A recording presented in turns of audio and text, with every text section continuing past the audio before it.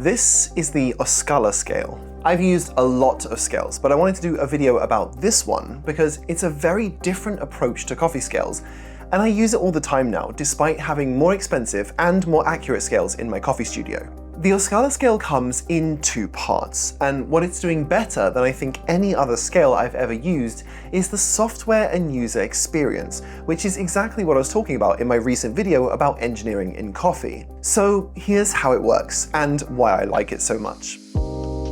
So I'm using their Espresso 2 profile, which I found to be by far the most useful for an espresso nerd like me. First, I put my dosing cup on the scale, and without pressing any buttons, it automatically tears because it knows the weight of my dosing cup. I weigh my beans and it records the dose automatically, as long as I remember not to put the dosing cup back on the scale. Then I grind my coffee, and when I go to pick up the scale, it uses accelerometers inside to know that it's moving and progresses to the next step and waits for me to put my cup on it. So when I place my cup, it tears automatically again, then switches to this graph ready for you to start pulling your espresso shot. Then when I start my shot, it notices the vibrations of the coffee machine and begins the timer with pre-infusion.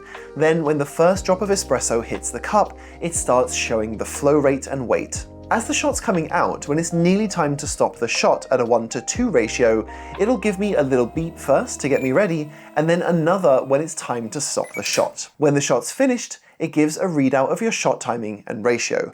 All of this without me pressing a single button at any point, even to turn the scale on. It fits itself into a workflow that completely removes me having to think about the scale and just captures all of the information that I need and feeds it back to me as and when I need it. For me, this is fantastic engineering, and it's the reason I use this scale every day now. And for full disclosure, Oscalla sent me this and the previous beta version of the scale that I can't show you, but they're not sponsoring this video and they haven't paid me anything, and I can say whatever I like.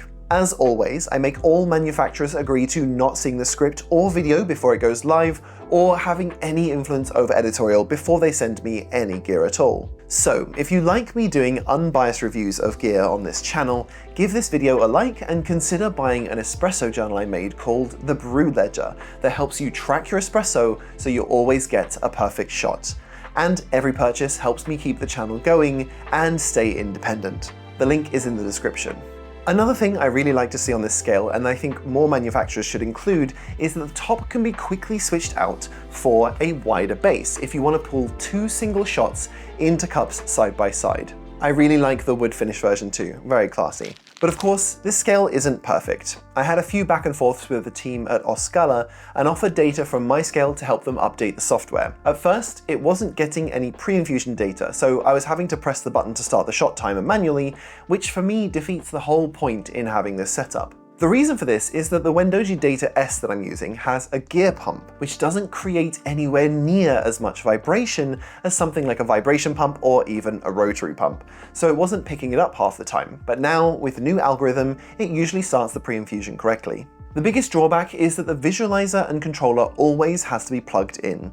I have it connected by a long USB to the plug under my bench, but when other scales are completely cable-free, it is a bit of a change. But I understand why. The controller isn't really the bit that needs to be free to move, and for a lot of people, it's probably better to have this sitting on top of your machine so it's easily visible. And if it had a lithium battery in it, the heat from the machine would be pretty dangerous. I'm also not a big fan of the feel of the buttons on top. Thankfully, I rarely have to use them, but the click isn't as satisfying as other coffee devices I have. It's a minor concern as, like I said, you basically don't need to use them at all once you've done the initial setup. I also don't find myself using the app very much either. It does have an app and it has all kinds of tools you can use to track, adjust, and measure automatically, but as I generally prefer to reduce noise and screens in my morning coffee routine, for me, this is a little bit superfluous. I even mostly just use this paddle on my Wendoji Data S to pull my shots, unless I'm doing experiments that have me busting out the tablet. If you like using an app, this one is good for people who prefer digital record keeping,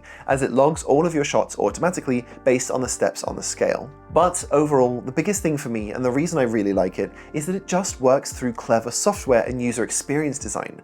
I want to see a lot more smart design like this in the coffee industry, and I highly commend Oscalla for designing a scale that meaningfully improves the usability without just pushing numbers or hardware. Anyway, I don't want to fluff up this video for watch time, so that's all I've got about this. If you liked the video, please leave a like, and I'll put a link to the scale in the description as well as to the brew ledger. Thank you so much for watching, you wonderfully overcaffeinated people, and I'll see you on the next one.